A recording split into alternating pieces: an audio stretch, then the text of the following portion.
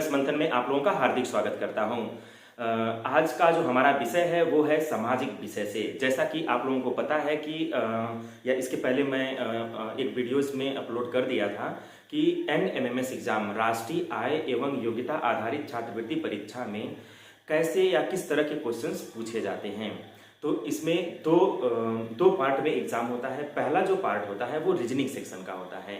ठीक है, रीजनिंग में कुल 90 क्वेश्चन पूछे जाते हैं। 90 क्वेश्चन के लिए हमारी एक श्रृंखला चल रही है कि रीजनिंग का, जिसमें अगर आप उसको डेली बेसिस पर आप वीडियोस को ध्यान से देखते हैं तो 90 क्वेश्चन में कम से कम आप 65 से 70 क्वेश्चन आप सही कर सकते हैं। और दूसरा जो सेक्शन होता है वो उसमें आपसे पूछा जाता है 35 क्वेश्चन सामाजिक विषय से, 35 क्वेश्चन विज्ञान से और 20 प्रश्न गणित से पूछा जाता है। तो 35 प्रश्न जो सामाजिक विषय से पूछा जाता है उसके लिए आज से श्रृंखला हम शुरू कर रहे हैं। और अगर आप वीडियोस को ध्यान से देखेंगे तो इस 35 क्वेश्चन में कम से कम आप 25 से 30 क्वेश्चन बनाने की स्थिति में रहेंगे। तो इसलिए वीडियोस को डेली बेसिस पर आप देखते रहिए और उसका एक नोट्स बना लीजिए। ठीक है, और उस नोट्स के साथ जितने पिछले साल क्वेश्चन पूछे गए हैं मैं कोशिश कर रहा हूं कि उन सारे क्वेश्चंस का एनालिसिस करके उसी के हिसाब से टॉपिक डिजाइन करके वीडियोज अपलोड करता रहूंगा और आप लोगों के लिए बहुत आसान हो जाएगा। सिर्फ वीडियोज को ध्यान से देखना रहेगा। ठीक है, और इसमें 20 प्रश्न जो है गणित के लिए भी हमारी एक जो मैथ श्रृंखला चल रही है वो कंटिन्यू है। गणित में 20 प्रश्न है। 20 प्रश्न में आप अगर 10 क्वेश्चन भी सही कर लेते हैं तो इस एग्जाम में आप बहुत बेहतर कर लेंगे। तो गणित सेक्शन से आपको 10 प्रश्न सही करने हैं लगभग, और 90 प्रश्न में आप अगर 50 प्लस सही कर लेते हैं और सामाजिक विषय और विज्ञान में आप 20-20 क्वेश्चन सही कर लेते हैं तो बहुत आराम से इस एग्जाम को निकाल सकते हैं। जैसा कि हम आपको एक बार फिर से बता देते हैं, इस एग्जाम को पास करने के लिए क्या करना होता है। इस एग्जाम को पास करने के लिए अगर आप जनरल कैंडिडेट हैं तो दोनों पेपर से इससे भी 36 प्रश्न आपके सही होने चाहिए और सेकंड सेक्शन से भी आपके 36 प्रश्न सही होने चाहिए। दोनों मिला दिया जाए तो 72 क्वेश्चन हो जाएगा। और अगर आप सिर्फ वीडियो देखते हैं और इसका एक नोट्स बना लेते हैं तो 72 और 100 के बीच में आपके क्वेश्चन जरूर सही होंगे, यानी आप इस एग्जाम को निकाल सकते हैं। ठीक है, और आगे अब हम लोग भारतीय संविधान की प्रस्तावना, भारतीय राज्य व्यवस्था के बारे में अध्ययन करेंगे, जिसमें जो आज का हमारा टॉपिक है वो भारतीय संविधान की प्रस्तावना है। ठीक है, तो आइए हम लोग डिस्कस करते हैं भारतीय संविधान की प्रस्तावना। ध्यान से देखें, भारतीय संविधान की जो प्रस्तावना है वो कहां से लिया गया है। पहला क्वेश्चन, भारतीय संविधान की प्रस्तावना जो है वो अमेरिका के संविधान से लिया गया है और इसकी जो भाषा है वो ऑस्ट्रेलिया के संविधान से लिया गया है। इस चीज को आप लोग ध्यान दें। यह क्वेश्चन पूछा हुआ क्वेश्चन है कि भारतीय संविधान की जो प्रस्तावना है वो कहां से लिया गया है, तो वो अमेरिका से लिया गया है। अगर इसमें थोड़ा सा घुमा के क्वेश्चन पूछता है तो ये पूछ सकता है कि इसकी जो भाषा है वो कहां से है, तुरंत आपका ऑप्शन होना चाहिए ऑस्ट्रेलिया। ठीक है, और भारतीय संविधान को जो शक्ति मिलती है वो कहां से मिलती है, तो भारतीय संविधान को जो शक्ति मिलती है वो हमसे मिलती है, जनता से मिलती है। यानी कि यहीं से शुरुआत होती है भारतीय संविधान की प्रस्तावना। देखते हैं, भारतीय संविधान की प्रस्तावना में हम भारत के लोग, ध्यान दीजिए, हम भारत के लोग, इसका मतलब जनता की बात कही जा रही है। हम भारत के लोग मतलब जनता, और जनता ही है जो भारतीय संविधान को शक्ति प्रदान करता है, या भारतीय संविधान की जो शक्ति मिलती है वो जनता से मिलती है। तो यहीं से इसकी शुरुआत है। हम भारत के लोग, भारत को संपूर्ण प्रभुत्व संपन्न, अगर हम इस दूसरे पैरा को ध्यान से देखें, भारत को एक संपूर्ण प्रभुत्व संपन्न, इसका मतलब ये हुआ कि भारत को संचालित करने के लिए किसी अन्य शक्ति की जरूरत नहीं है। यानी कि भारत इतना सक्षम है, इतना शक्तिशाली है कि यह अपनी व्यवस्था स्वयं संचालित कर सकता है। इसलिए भारत जो है, भारत को एक संपूर्ण प्रभुत्व संपन्न, समाजवादी, पंथ निरपेक्ष, लोकतंत्रात्मक गणराज्य बनाने के लिए तथा उसके समस्त नागरिकों को, अब इसका अर्थ देखा जाए समाजवादी, पंथ निरपेक्ष, लोकतंत्रात्मक, तो लोकतंत्रात्मक की अगर हम बात करें कि लोकतंत्रात्मक का क्या मतलब है, इसका मतलब ये कि भारत का जो संविधान है यह अलाउ नहीं करता है कि यहाँ पर राजतंत्रात्मक व्यवस्था बने। यानी कि यहाँ पर जनता का शासन होना चाहिए, जनता का जनता के लिए शासन होना चाहिए। लोकतंत्रात्मक का मतलब होता है यानी कोई भी शासन वंशानुगत नहीं होना चाहिए, वंश परंपरा का ये विरोध करता है। तो लोकतंत्रात्मक गणराज्य बनाने के लिए, यानी कि जनता का जनता के लिए शासन होना चाहिए। और कोई पंथ निरपेक्ष का मतलब कोई भी राज्य जो है, राज्य इस बात का अनुमति नहीं देता है कि कोई देश का कोई एक विशेष धर्म हो, ठीक है, सभी धर्म यहाँ पे समान हैं। और समाजवादी का मतलब होता है कि जितनी भी संस्थान हैं सब वो सबके लिए हैं, ठीक है। तो इस तरह से समाजवादी, पंथ निरपेक्ष, लोकतंत्रात्मक गणराज्य बनाने के लिए तथा उसके समस्त नागरिकों को, यानी भारत के समस्त नागरिकों को सामाजिक, आर्थिक और राजनीतिक न्याय। जब हम बात करते हैं न्याय की, ध्यान दें, न्याय की बात करते हैं तो हमारा जो संविधान वो 3 तरह की न्याय की बात करता है, सामाजिक, आर्थिक और राजनीतिक न्याय की बात करता है। इसमें धार्मिक न्याय नहीं छिपा है।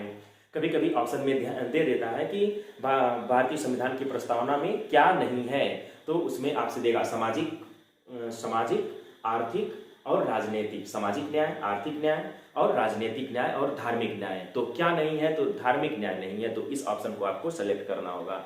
यानी इसका एक एक वर्ड हमें ध्यान से समझना होगा और पूरी प्रस्तावना का जो समझ है वो हर भारतीय को होना चाहिए। अगर आप कंपटीशन की तैयारी करते हैं तो आपको तो बिल्कुल होना चाहिए, इसलिए आप इसे ध्यान से देखें। तो कितने न्याय की बात कही गई है भारतीय संविधान की प्रस्तावना में, तो 3 न्याय की बात कही गई है। और कितनी स्वतंत्रता की बात कही गई है, तो 5 स्वतंत्रता की बात कही गई है। कौन कौन सी स्वतंत्रता है, इसको हम अलग अलग पार्ट में याद करें। जैसे कितने न्याय की बात कही गई है, आपको पता होना चाहिए कि सामाजिक, आर्थिक और राजनीतिक न्याय। कितने स्वतंत्रता की बात कही गई है, तो 5 स्वतंत्रता की बात कही गई है। विचार, अभिव्यक्ति, विश्वास, धर्म और उपासना। विचार, अभिव्यक्ति, विश्वास, धर्म और उपासना। इसको एक बार मैं फिर बता रहा हूं कि विचार, अभिव्यक्ति, विश्वास, धर्म और उपासना, 5 तरह की स्वतंत्रता का जिक्र किया गया है। तो जब हम स्वतंत्रता की बात करें तुरंत आपके दिमाग में आना चाहिए विचार, अभिव्यक्ति, विश्वास, धर्म और उपासना। इस पर क्वेश्चंस कैसे बनते हैं इसको भी आप साथ में जानते चलें। जैसे ये कहा जाता है कि भारतीय संविधान की प्रस्तावना में जो स्वतंत्रता की बात कही गई है इनमें से क्या नहीं है, तो उसमें ऑप्शन में दे देगा विचार, अभिव्यक्ति, विश्वास दे देगा और एक कोई अलग वर्ड दे देगा। तो विचार भी है, अभिव्यक्ति है, विश्वास भी है, इसके अलावा धर्म और उपासना, इसमें से कोई 3 रहेगा और एक अलग रहेगा। तो जो अलग रहेगा उसको आप टिक कर देंगे। तो इस तरह से आप बहुत आसानी से बना सकते हैं। तो कितने स्वतंत्रता की बात कही गई है, विचार, अभिव्यक्ति, विश्वास, धर्म और उपासना की बात कही गई है। तो इतने स्वतंत्रता की बात। और समता मतलब समानता, कितनी समानता की बात कही गई है, तो प्रतिष्ठा और अवसर की समता, प्रतिष्ठा और अवसर की समता की बात कही गई है। आप ध्यान से देखें, अवसर की समता का क्या मतलब है। जैसे अगर आप सरकारी जॉब के लिए फॉर्म अप्लाई करते हैं, तो जो आप फॉर्म अप्लाई करेंगे वो उसमें सारे जितने भी नागरिक, जितने भी व्यक्ति, जितने भी बच्चे उस फॉर्म को अप्लाई करेंगे, सबके लिए वो अवसर जो है वो समान रहता है। किसी के लिए अवसर ऐसा नहीं है कि किसी को ज्यादा मिलता है, किसी को कम मिलता है, ठीक है। तो अवसर की जो समता है, प्रतिष्ठा और अवसर की समता प्राप्त करने के लिए तथा उन सब में व्यक्ति की गरिमा, राष्ट्र की एकता और अखंडता सुनिश्चित करने वाली बंधुता बढ़ाने के लिए। ध्यान से देखें, व्यक्ति की गरिमा यानी प्रत्येक व्यक्ति को गरिमापूर्ण जीवन, गरिमामय जीवन जीने का हमारा संविधान अधिकार देता है। कितनी बड़ी बात है कि हर व्यक्ति गरिमामय जीवन व्यतीत कर सकता है। राष्ट्र की एकता और अखंडता, राष्ट्र की एकता और अखंडता सुनिश्चित करने वाली बंधुता बढ़ाने के लिए, यानी कि राष्ट्र की एकता और अखंडता सबसे पहला आवश्यकता है कि हमें राष्ट्र के बारे में समर्पित होना चाहिए। तो इसके लिए राष्ट्र की एकता और अखंडता का जिक्र जो है हमारी प्रस्तावना में ही कर दिया गया है।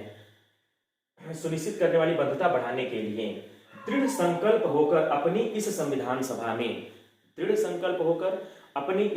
सभा में आज दिनांक 26 नवंबर 1949 ईस्वी को मिति मार्ग शीर्ष शुक्ल सप्तमी संवत 2006, मिति मार्ग शीर्ष शुक्ल सप्तमी संवत 2006 विक्रमी को एतद द्वारा इस संविधान को अंगीकृत, अधिनियमित और आत्मर्पित करते हैं। तो इस तरह से ये हमारा प्रस्तावना हो गया है। इस प्रस्तावना को आप 1 बार 2 बार समझ करके पढ़िए। जैसे कितने स्वतंत्रता की बात कही गई है, कितने न्याय की बात कही गई है, कितनी समानता की बात कही गई है, अखंडता के बारे में क्या है, देश की एकता और अखंडता के बारे में क्या है, और ये कब लागू किया गया है, इतनी सारी चीज़ों को जो है, इतने सारे चीज़ों को ये समाहित किए हुए हैं। यानी कि पूरे जो है पूरे संविधान का ये मूल है, मूल जड़ है, मूल आत्मा भी आप इसे कह सकते हैं, संविधान की आत्मा है ये। जैसा कि इसमें कुछ क्वेश्चंस जो बन सकते हैं उसको अगर हम जिक्र करें तो आप ध्यान से देखें। सबसे पहला ये है कि हमारे संविधान को शक्ति कहाँ से मिलती है, तो हमारे संविधान को शक्ति जो है जनता से मिलती है, ठीक है। और दूसरा जो है इसका जो स्वरूप है वो क्या है। संविधान की अगर हम स्वरूप की बात करें तो हमारे संविधान का जो स्वरूप है वो वंशानुगत नहीं है। हमारा जो संविधान है वो लोकतंत्रात्मक है। हमारे संविधान का जो स्वरूप है वो वंशानुगत नहीं है, यानी कि हमारा संविधान संपूर्ण प्रभुत्व संपन्न, समाजवादी, पंथ निरपेक्ष, लोकतंत्रात्मक गणराज्य है। तो हमारे संविधान का जो स्वरूप है वो क्या है, लोकतंत्रात्मक गणराज्य है, यानी वंशानुगत नहीं है। अगर हम बात करते हैं कि इसका जो उद्देश्य है वो क्या है, अगर हम संविधान का उद्देश्य की बात करें तो वो प्रस्तावना में ही निहित है। अगर आप प्रस्तावना को ध्यान से देखें तो इसके उद्देश्य एक एक करके आपको दिखाई देने लगेंगे। जैसे जो पहला उद्देश्य है वो है न्याय, ये पहले नंबर पे आता है। यानी हमारा संविधान जो है न्याय का प्रहरी है। अगर हम बात करें संविधान की तो न्याय जो है वो इसका मूल उद्देश्य में पहला उद्देश्य है, यानी कि हर व्यक्ति की न्याय को यह सुनिश्चित करता है। दूसरा जो है स्वतंत्रता, दूसरा उद्देश्य है इसका स्वतंत्रता। अब कितनी तरह की स्वतंत्रता की बात करता है, तो 5 तरह की स्वतंत्रता की बात करता है, और आपको बिल्कुल पता है कौन कौन से वो 5 तरह की स्वतंत्रता है, विचार, अभिव्यक्ति, विश्वास, धर्म और उपासना। इस तरह से ये 5 स्वतंत्रता की बात करता है। समानता या समता यानी कि प्रतिष्ठा और अवसर की समता की बात करता है। तो ये तीसरा इसका जो है सबसे इंपॉर्टेंट उद्देश्य जो है वो समता है। और उसके अलावा व्यक्ति की गरिमा, यानी कि हर व्यक्ति को गरिमामय जीवन जीने का जो अधिकार है, ये इसका उद्देश्य है। यानी कि किसी भी व्यक्ति की गरिमामय जीवन जीने का अधिकार सुनिश्चित करना, ये हमारे संविधान का सबसे मूल उद्देश्य है। और इस संविधान के मूल उद्देश्य में राष्ट्र की एकता और अखंडता भी है। राष्ट्र की एकता और अखंडता को अगर कोई भी व्यक्ति, कोई भी भारतीय नागरिक राष्ट्र की एकता और अखंडता पर क्वेश्चंस नहीं उठा सकता है। अगर ऐसा करता है तो उसके लिए संविधान में प्रावधान है कि उसको दंड दिया जाए। तो इस तरह से हमारे संविधान के इतने सारे उद्देश्य हैं, और देखिए सब प्रस्तावना में निहित है। इसीलिए कहा गया है संविधान जो है, संविधान की जो प्रस्तावना है वो पूरे संविधान की आत्मा है, ठीक है। अगर हम इसमें बात करें कि क्या हमारा जो संविधान है, इस संविधान की जो प्रस्तावना है, क्या इसमें बदलाव हो सकता है? आपको क्या लगता है कि हमारे संविधान की प्रस्तावना में बदलाव किया जा सकता है कि नहीं किया जा सकता है? तो बेरूबारी संघवाद 1960 की स्थिति को अगर हम आपसे जिक्र करें तो उसमें हमारे भारतीय संविधान की प्रस्तावना को संविधान का मूल हिस्सा माना ही नहीं गया।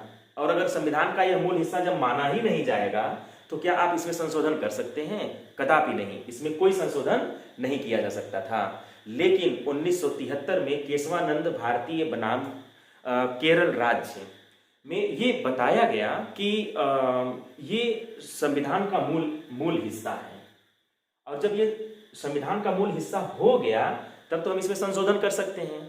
जैसे बेरूबारी संघवाद 1960 की स्थिति को अगर हम स्पष्ट करें तो ये मूल हिस्सा नहीं माना गया था, तो हम संशोधन नहीं कर सकते थे। लेकिन 1973 में केशवानंद भारती बनाम केरल राज्य के आदेश के क्रम में ये माना गया कि जो प्रस्तावना है वो संविधान का मूल हिस्सा है, और जब संविधान का मूल हिस्सा है तो संविधान में तो संशोधन होता है, तो प्रस्तावना में भी संशोधन किया जा सकता है। तो इस तरह से इसमें संशोधन किया जा सकता है। लेकिन इसमें एक चीज, इसके मूल ढांचे को हम नहीं बदल सकते हैं। जैसे अगर हम एक छोटा सा जिक्र करें लोकतंत्रात्मक गणराज्य, तो अभी जैसे हम वंशानुगत इसमें नहीं कर सकते हैं, यानी कि ये जनता का जनता के लिए शासन यहाँ पे ये सुनिश्चित किया गया है। तो हम ऐसा कोई बदलाव नहीं कर सकते हैं कि ये जो है इसके मूल ढांचे को प्रभावित करे, यानी कि यह राजतंत्रात्मक हो जाए, ऐसा कुछ हम नहीं कर सकते इसमें, या कोई भी इसमें ऐसा नहीं कर सकता है कि जो इसके मूल ढांचा में परिवर्तन कर सकें। इसमें बस आप चेंज कर सकते हैं, बदलाव कर सकते हैं, कोई वर्ड इसमें से हटा सकते हैं, कोई वर्ड इसमें जोड़ सकते हैं, लेकिन वह मूल ढांचे को प्रभावित न करता हो। तो इसी के क्रम में 1976 ईस्वी में 42वें संविधान संशोधन में 3 वर्ड जोड़े गए, और वो तीनों वर्ड क्या हैं इसके लिए ध्यान से देखें। यहां पे जो 3 वर्ड जोड़े गए थे वो है समाजवादी, समाजवादी वर्ड, पंथ निरपेक्ष, और जो तीसरा वर्ड जोड़ा गया था वो है अखंडता।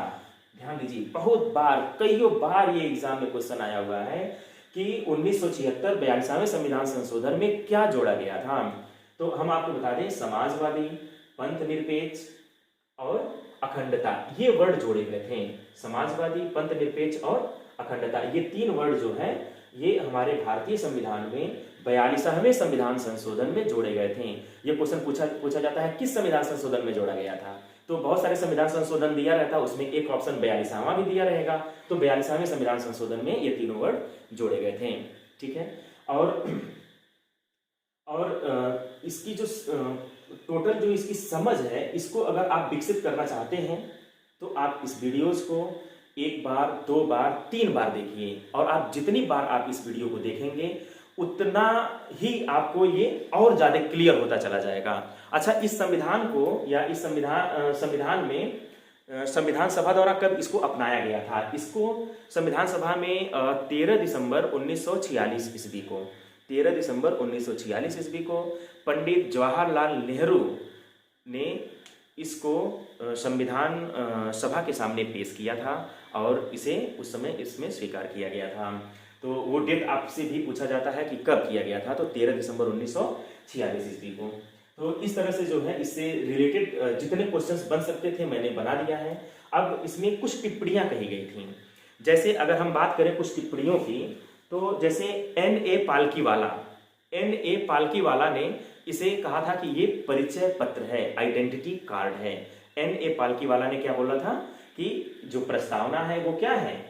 N.A. पालकीवाला ने कहा कि जो प्रस्तावना है वो आइडेंटिटी कार्ड है, ये परिचय पत्र है, यानी कि इसमें सारी इंफॉर्मेशन निहित है। जो संविधान में जितनी भी चीजें हैं, जितनी भी बातें कही गई हैं, उन सबका जो निचोड़ है वो प्रस्तावना में है। कितनी बड़ी बात है। और ऐसे ही दीर्घकालीन सपनों का विचार, आल्हादी कृष्णा स्वामी अय्यर ने कहा कि यह दीर्घकालिक सपनों का एक विचार है, दीर्घकालिक सपनों का एक विचार प्रस्तावना को कहा था।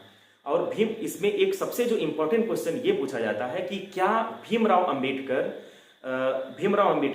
का यह स्टेटमेंट था कि प्रस्तावना संविधान का आत्मा है? तो इसका आंसर है नहीं। भीमराव अंबेडकर ने अनुच्छेद 32 को कहा था। तो इस पे थोड़ा सा सावधान रहने की जरूरत है, अक्सर बच्चे इसमें गलती कर देते हैं। भीमराव अंबेडकर ने अनुच्छेद 32 को संविधान की मूल आत्मा कहा है, उन्होंने प्रस्तावना का जिक्र नहीं किया था। तो इस तरह से जो है इससे संबंधित जितने भी क्वेश्चंस थे मैंने कोशिश किया कि उसको एक ही वीडियो में संकलित कर दिया जाए। अगर आपको ये वीडियो अच्छा लगा हो तो आप इसे अवश्य सब्सक्राइब करें, ठीक है, लाइक करें और बेल आइकन को प्रेस करना न भूलें, ताकि आपको हमारा जो आगे का नोटिफिकेशन है या इससे संबंधित जो भी नोटिफिकेशन आपको रहे वो मिलता रहे। Okay, thank you.